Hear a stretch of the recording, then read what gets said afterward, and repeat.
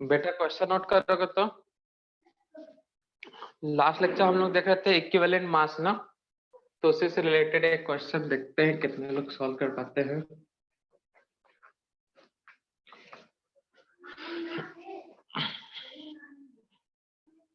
तो नोट करना, a metal of M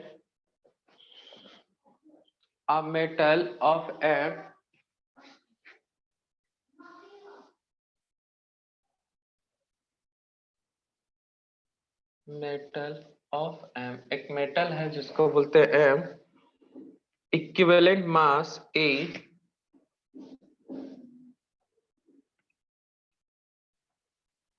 equivalent mass of A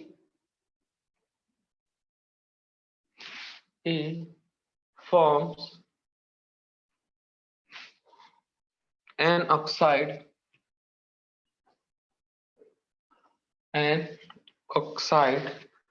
of molecular formula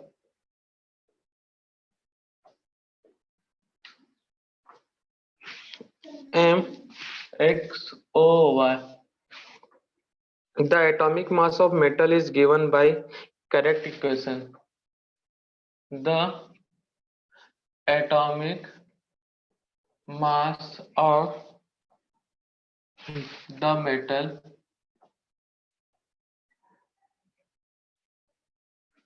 given by correct equation 2E x into y x y e upon y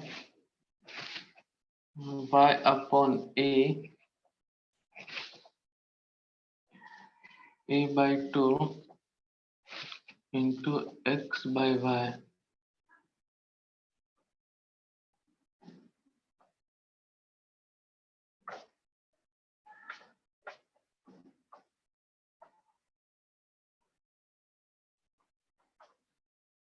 तो solve करो बच्चा question.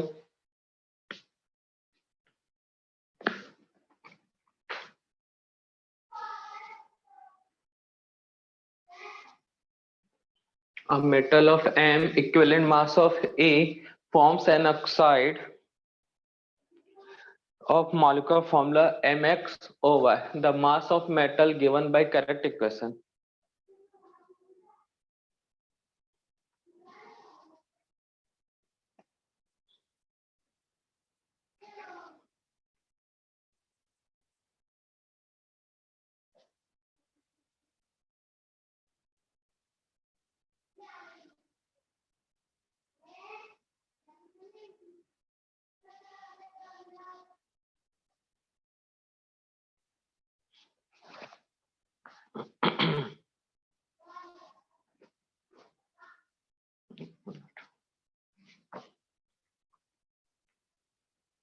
Two E y upon x.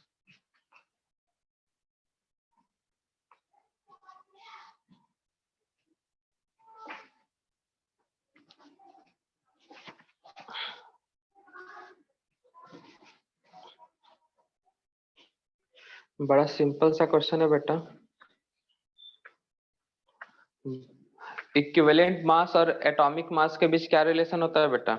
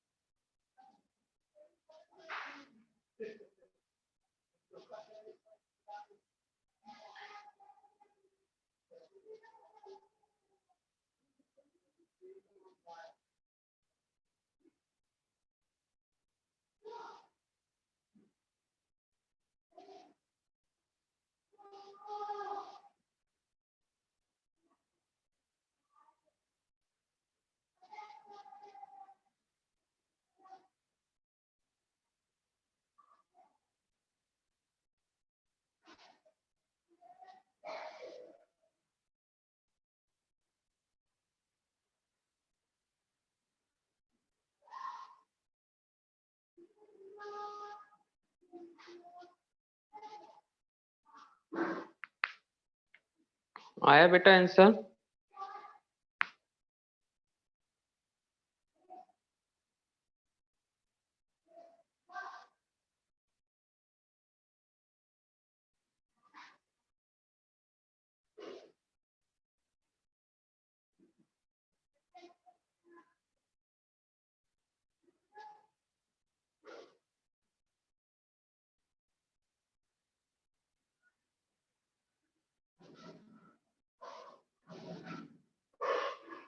आया बेटा answer? Hello, yes sir. कौन सा answer है? Sir option A. Check कर लो बढ़िया से, उसी से मिलता जुलता एक और ऑप्शन है, शायद ई भी हो सकता है। Option E. हाँ, ये आंसर है सर। आ गया आंसर ए। चलो वेरी गुड, बहुत बढ़िया बच्चा। चलो अच्छा, हमने एक फॉर्मूला बताया ऑक्साइड और इक्विवेलेंट वेट में क्या रिलेशन है बेटा? क्या रिलेशन है बेटा? Equivalent weight of metal. क्या होगा फॉर्मूला बेटा? Equivalent weight of metal, mass of metal, mass of metal, ठीक है, divided by mass of oxide into it. ये होगा ना बेटा? Yes sir.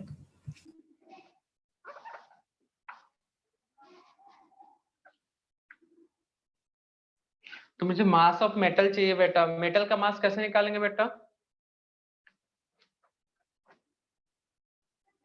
If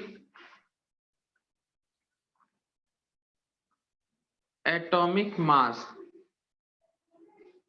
of metal equal to A, ठीक है ना बेटा? तो इक्विवेलेंट वेट कैसे निकालते हैं बेटा बताओ? सॉरी, इक्विवेलेंट बोलता हूं, मास ऑफ मेटल कैसे निकालेंगे बेटा? हैंस मास ऑफ मेटल, इस कंपाउंड में मेटल का मास कितना होगा बेटा? एक्स। ए इंटू एक्स करोगे ना बेटा।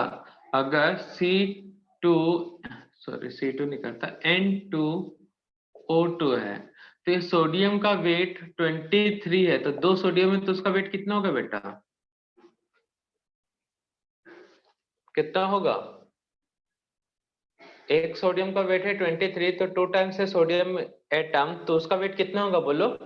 46 होगा ना। अगर 3 टाइम्स होता तो 3 से मल्टीप्लाई कर देते हैं, तो यहाँ पे कितने टाइम में बेटा ये? X time. X time. X time, तो A इंटू एक्स की, क्लियर है? Yes sir. हाँ, मास ऑफ ऑक्सीजन क्या होगा बेटा? एक ऑक्सीजन का वेट कितना होता है बेटा? 16। ऑक्सीजन कितने टाइम्स है? वाई। तो 16 इंटू वाई होगा कि नहीं होगा बेटा? होगा। 16 इंटू वाई होगा बेटा। तो equivalent weight of metal, mass of metal divided by mass of oxide into 8। Atomic mass of metal A consider कर लेते हैं, एक्स टाइम है तो एक्स है, into mass of oxide, sorry oxide लिख दिया, ऑक्सीजन है ना यहाँ पे। मास ऑफ ऑक्सीजन चाहिए, तो एक ऑक्सीजन का वेट होता है 16 इंटू वाई। तो फॉर्मूला क्या हो जाएगा? इक्विवेलेंट वेट का फॉर्मूला क्या बोला बेटा? ई है इक्विवेलेंट वेट। मेटल का मास क्या है? ए इंटू एक्स, ठीक है।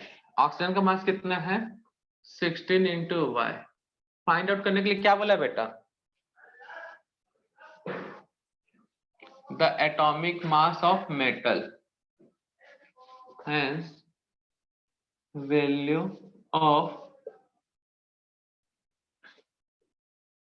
atomic mass of metal, मतलब ए का वैल्यू क्या होगा बेटा?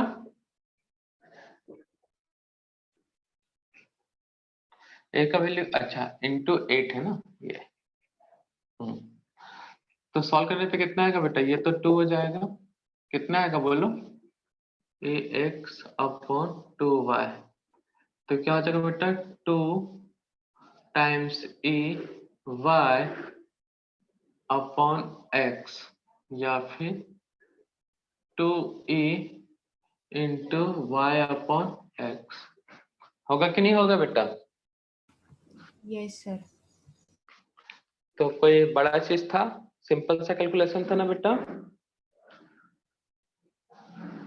तो बस एजप्शन पे था, कौन कितना एज्यूम कर पा रहा था वैल्यू को, उस पर डिपेंड था। तो इक्विवेलेंट वेट का फॉर्मूला ये है मेटल का, मास of metal upon mass of oxygen into 8। एक एटम का एटॉमिक मास मान लेते हैं यहाँ पे जो भी है A, तो पूरा मास कितना होगा? m A into x. Oxygen का मास 16 है, तो किससे मल्टीप्लाई कर दोगे? पूरे ऑक्सीजन का मास कितना होगा? Y से। वैल्यू पुट कर दिए फॉर्मूले में बेटा, ये सब वैल्यू को ऐसा लिख सकते हो बाय इक्वेशन 1, बाय इक्वेशन 1। ठीक है बेटा?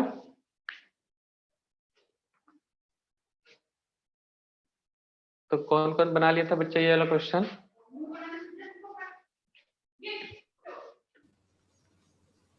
किसी से बना था बेटा? Yes, sir. Yes, sir. चलो बहुत बढ़िया बेटा। तो इस टाइप का क्वेश्चन आप कर लोगे ना सॉल्व? Yes.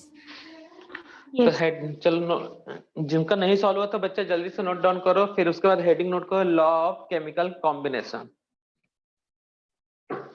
अंतिम पड़ाव की ओर चलते हैं बेटा।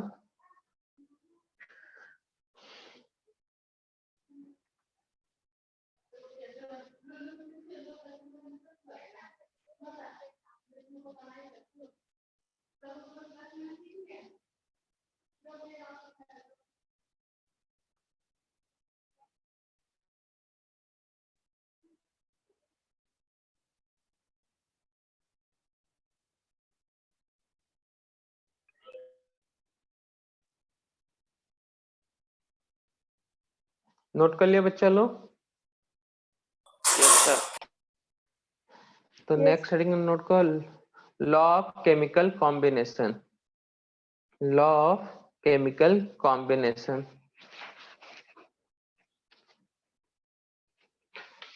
तो लॉ ऑफ केमिकल कॉम्बिनेशन में क्या क्या देखे थे बेटा हम लोग? मतलब मैंने एक सिनॉप्सिस बनाया था, इंडेक्स बोल सकते हो या जो भी फ्लो चार्ट। तो उसमें मैंने बताया था बेटा कि लॉ ऑफ केमिकल कॉम्बिनेशन में क्या क्या चीजें डिस्कस करने वाले हम लोग। Law of mass conservation, हाँ, तो उसमें फर्स्ट हेडिंग Law वही of नोट करो, law definite of or chemical. corpus. law of multiple proportion, बस Definite. बस बस सही कह रहा। तो law of chemical combination,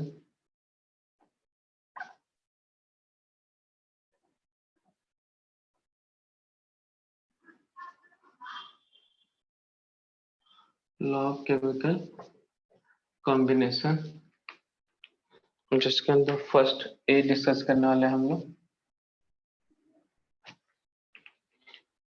law of chemical combination जिसके अंदर फर्स्ट डिस्कस करना है law of conservation of mass. Law of conservation of mass तो पूरा थ्योरेटिकल टॉपिक है। Law of conservation of mass,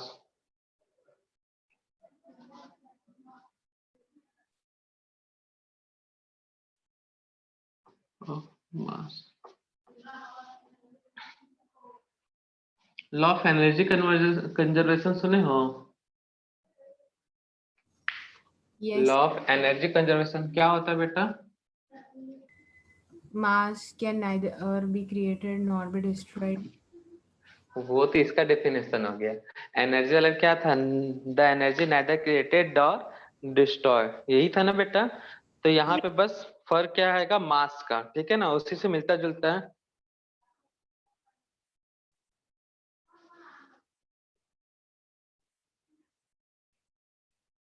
तो सबसे पहले इसको दिया किसने था बेटा?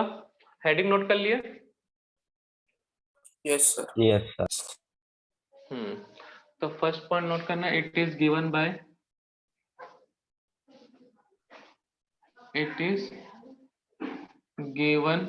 बाय लेवोजियर, ठीक है ना। इनको बोला जाता है फादर ऑफ केमिस्ट्री। लेवोजियर को क्या बोला जाता है बेटा?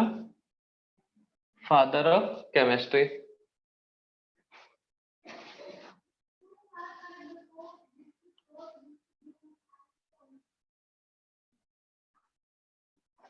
According to it,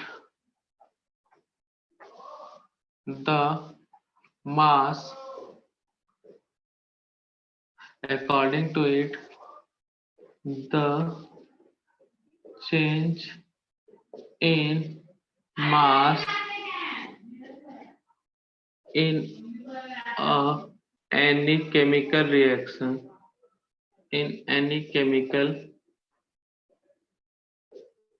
according to it, the change in mass in any chemical reaction, the change in mass in any chemical reaction is always constant.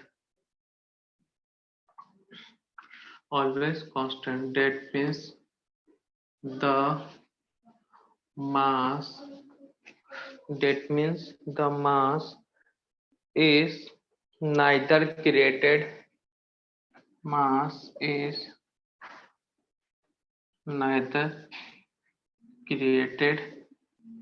nor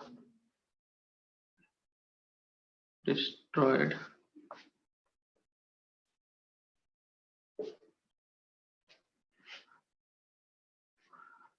The mass neither created nor destroyed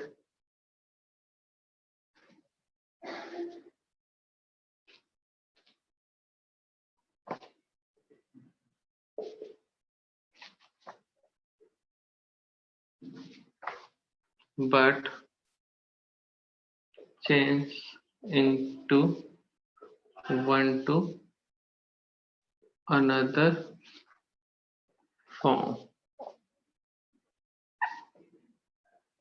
in chemical reaction. The change in mass in any chemical reaction is always constant. That means the mass neither created nor destroyed but change into one to another form in any chemical reaction. ठीक है ना बेटा। तो किसी भी chemical reaction में अगर जो रिएक्टेंट और प्रोडक्ट का मास है, लेकिन उनका जो टोटल मास है वो कभी भी चेंज नहीं होता। तो रिएक्शन से पहले और रिएक्शन के बाद उनका मास क्या रहेगा? हमेशा कांस्टेंट। तो बेटा जैसे सपोज एक केमिकल रिएक्शन है, वाटर ही बना रहा है। कैसे बनाओगे वाटर बेटा? ऑक्सीजन और हाइड्रोजन के रिएक्शन से, ठीक है। तो रिएक्शन से पहले कितना मास है बेटा यहाँ पे? और रिएक्शन से पहले ये टोटल मास कितना मास है बेटा? बताओ जल्दी, कितना मास है? Mass of reactant and product, बताओ जल्दी।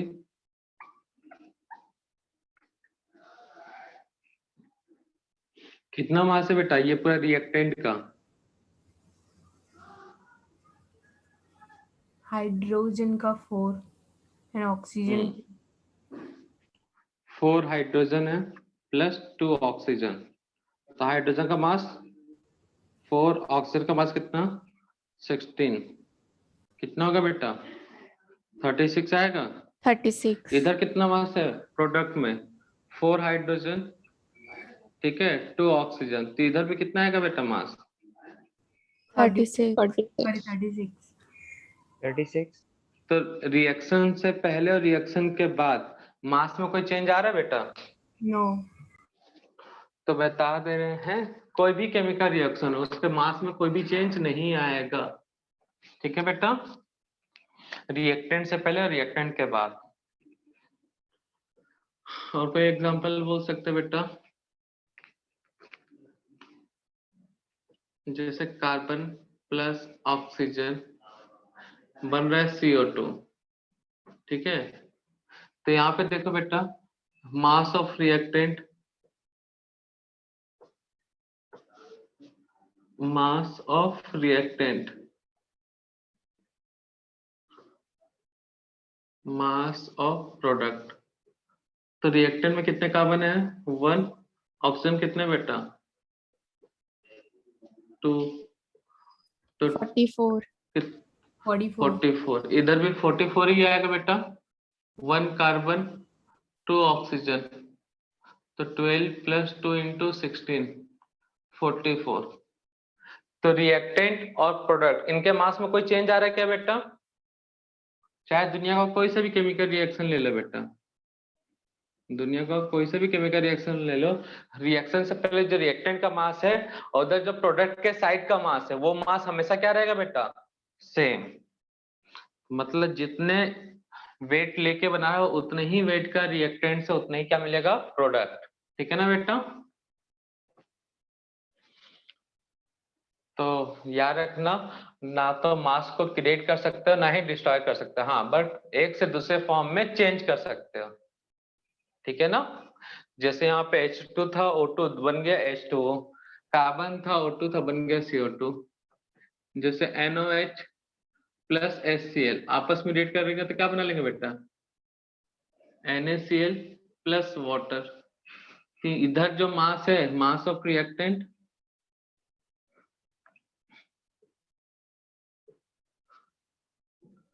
मास ऑफ प्रोडक्ट, दोनों सेम होंगे बेटा, देख लेना।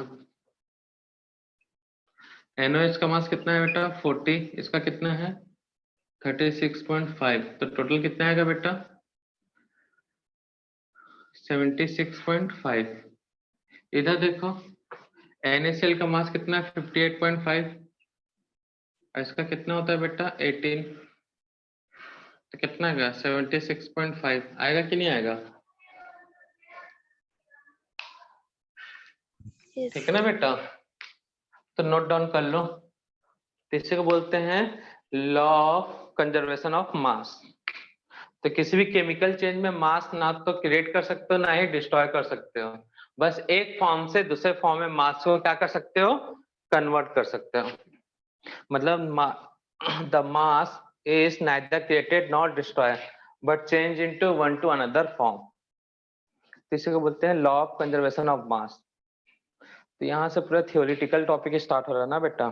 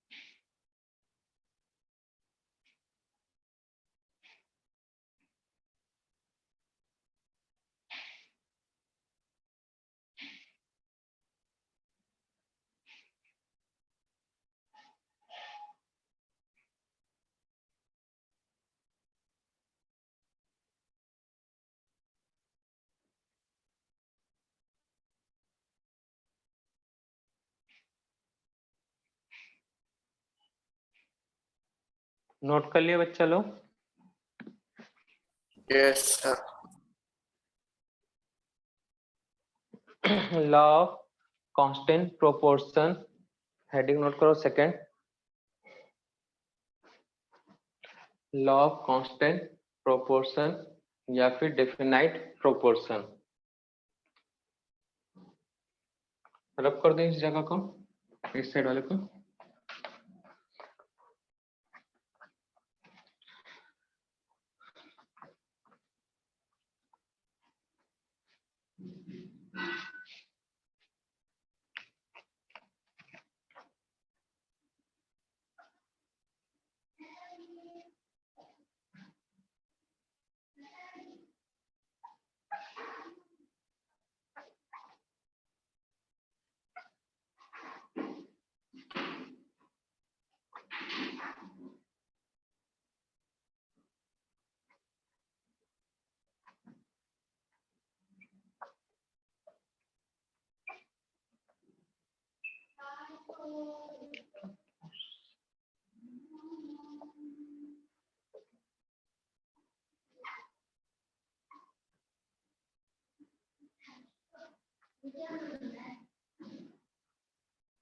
The law of constant or definite proportion।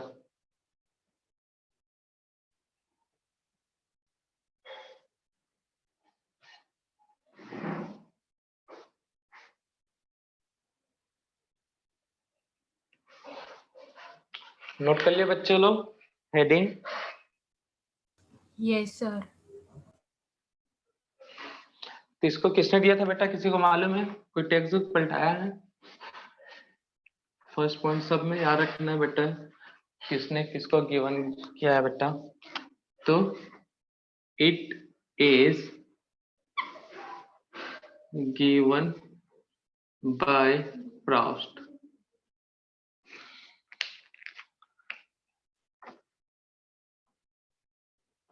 Given by Proust, PROUST।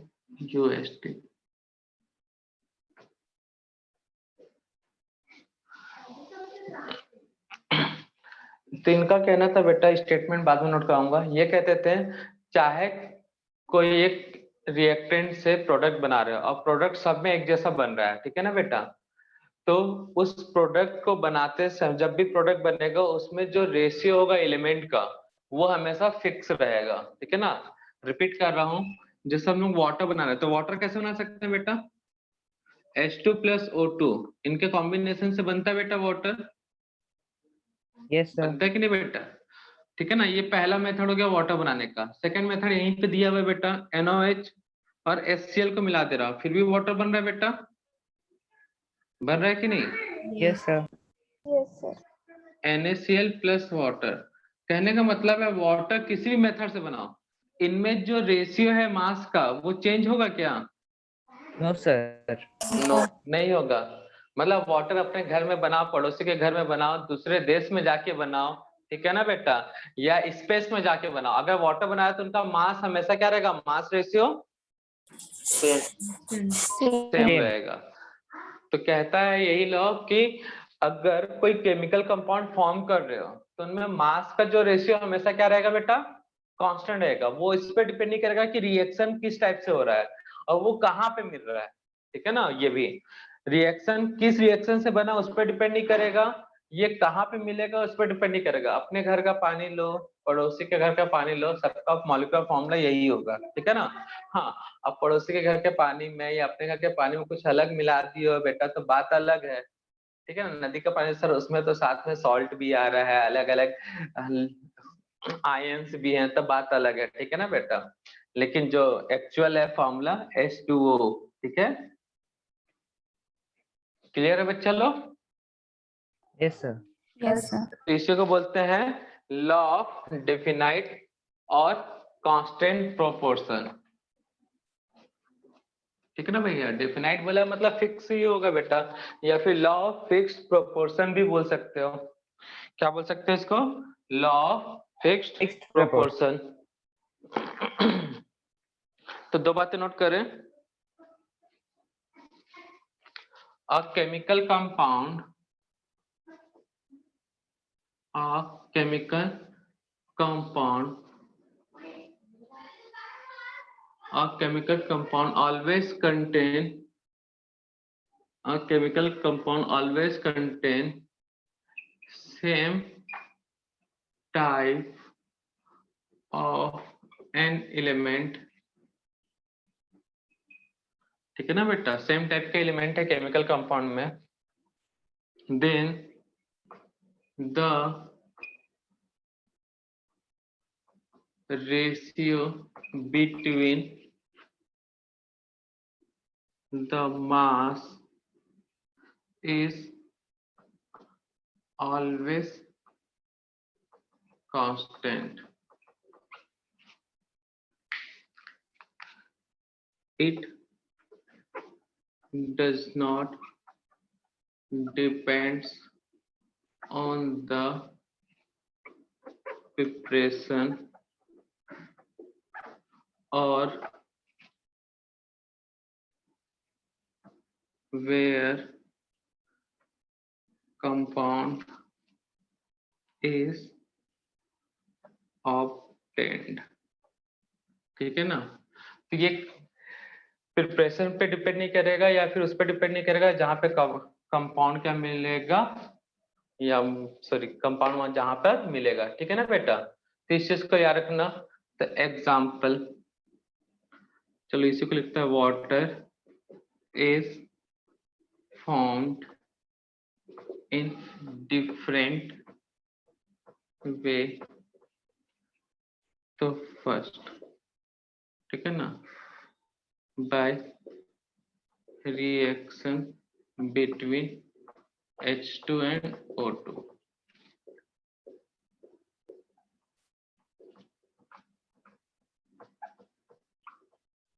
ठीक है बेटा, बाय, इसको क्या बोलते हैं बेटा, न्यूट्रलाइजेशन प्रोसेस। एसिड बेस के बीच का रिएक्शन को क्या बोलते हैं, न्यूट्रलाइजेशन प्रोसेस बोलते हैं ना जी। एसिड और बेस और जब रिएक्ट करेंगे तो क्या होगा, न्यूट्रलाइजेशन रिएक्शन, वहां पे क्या बनेगा, वाटर। तो वाटर में जो मास रेशियो है वो हमेशा क्या रहेगा बेटा, कांस्टेंट, क्योंकि फॉर्मूला सेम है तो मास रेशियो चेंज होगा, बताओ। No.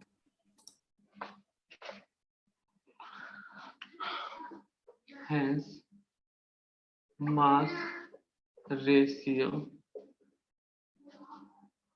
between hydrogen and oxygen in water, 2 hydrogen है 1 ऑक्सीजन है, एक हाइड्रोजन का वेट 1, ऑक्सीजन का वेट कितना है 16, तो हमेशा क्या होगा बेटा 1:8 ही होगा ना।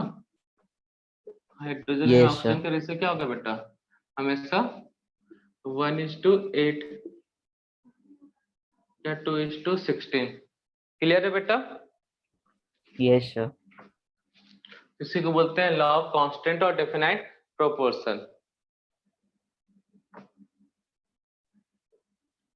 सी नोट कर लो बेटा, नेक्स्ट लॉ डिस्कस करेंगे। उसका नेक्स्ट लॉ कौन सा था बेटा, मल्टीपल प्रोपोर्शन, शायद यही नोट करवाया था ना। Yes, sir.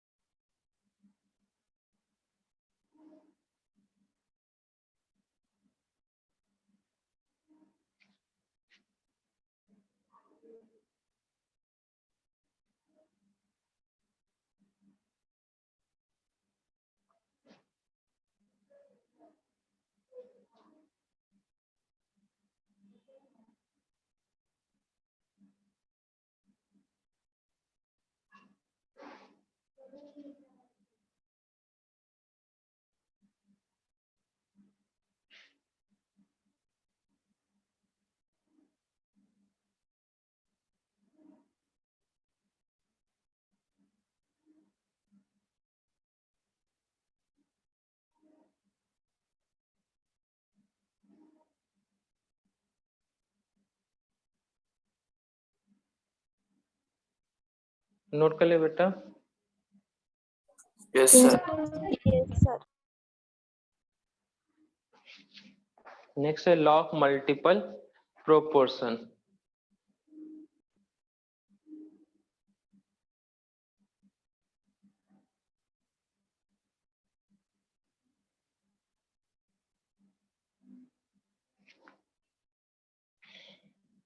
थर्ड में यही हेडिंग नोट करते ना बेटा, लॉ ऑफ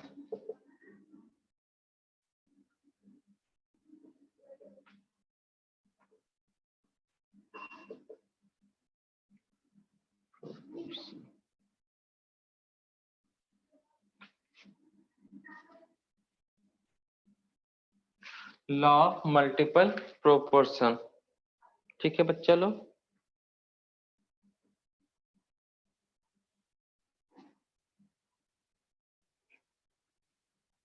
तो इसको पहले समझ लेते हैं, फिर स्टेटमेंट नोट करेंगे। किसने दिया था बेटा ये? डाल्टन। सब टेक्स्ट बुक सामने रख के बैठे हो क्या? नो। No sir. तो कहाँ से पता चल गया डाल्टन में? हमने तो पढ़ाया नहीं था। सर गूगल बाबा की जय हो। अच्छा, नाइट्रोजन रिएक्ट विथ, ये अभी नोट मत करना ठीक है ना, ऑक्सीजन एंड फॉर्म different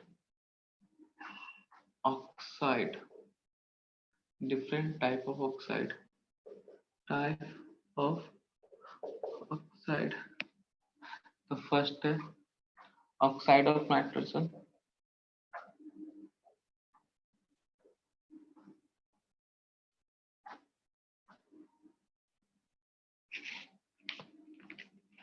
तो बस पूछा कि तुम लोग बता दिए इतना जल्दी, ठीक है ना। N2O N2O2 N2O4 O3 N2O4 N2O5, ठीक है ना। तो ये ऑक्साइड ऑफ नाइट्रोजन है, ठीक है ना बेटा। तो यहाँ पे mass of nitrogen, mass of nitrogen, mass of oxygen, बताओ तो कितने कितने हैं नाइट्रोजन के मास सब में बेटा? 28। 28 ग्राम, 28 ग्राम, 28 ग्राम, 28 ग्राम, 28 ग्राम। मास ऑफ ऑक्सीजन कितने बच्चे लोग?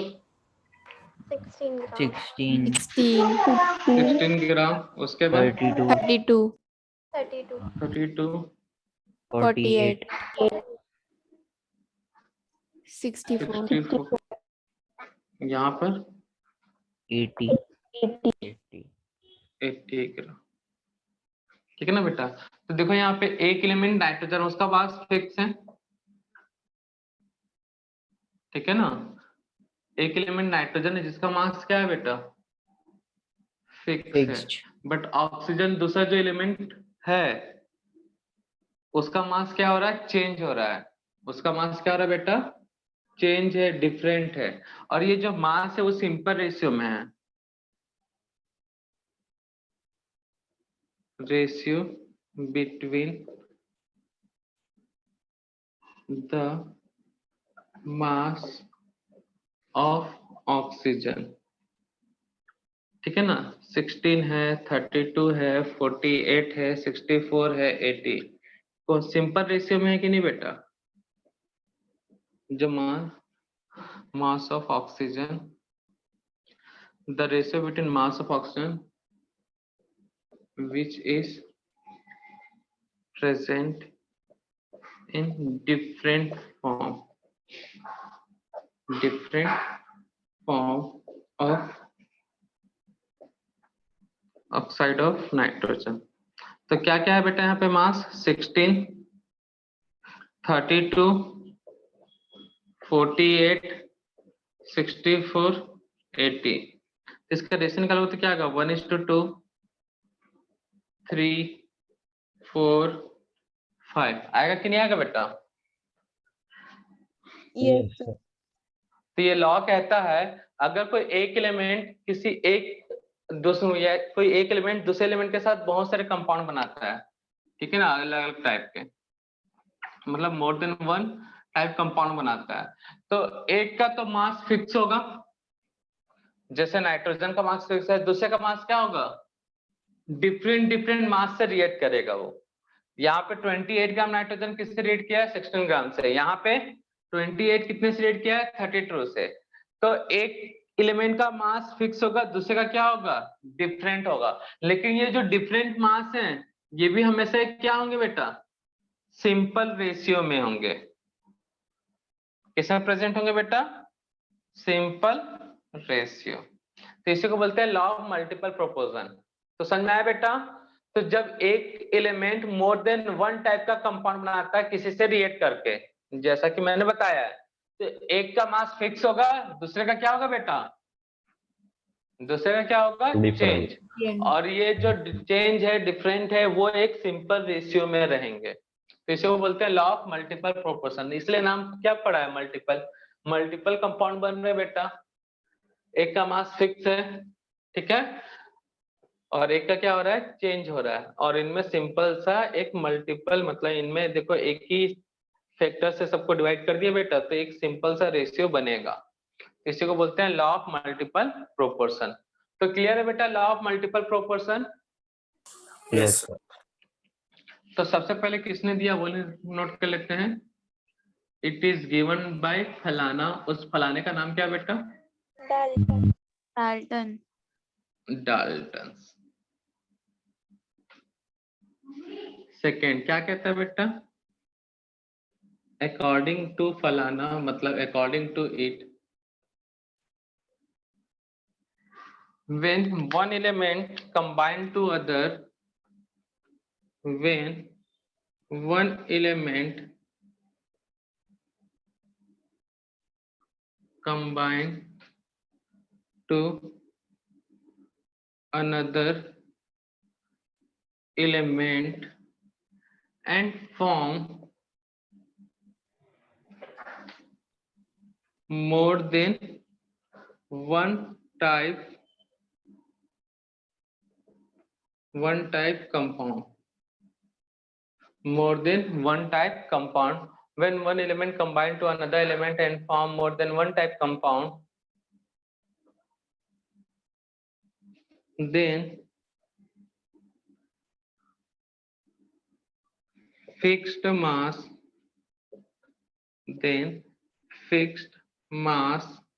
of one element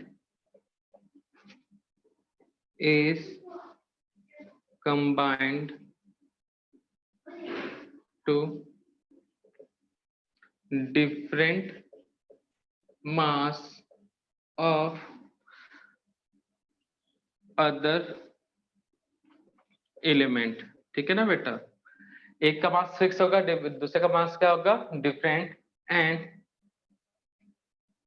and it is present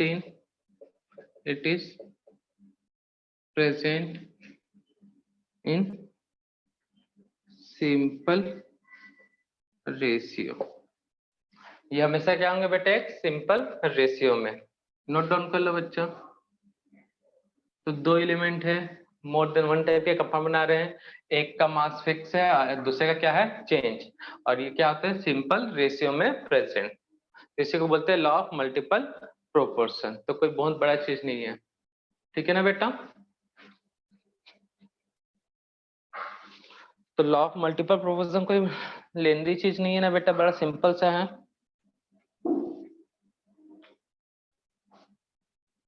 बस दो लॉ और बच जाएंगे।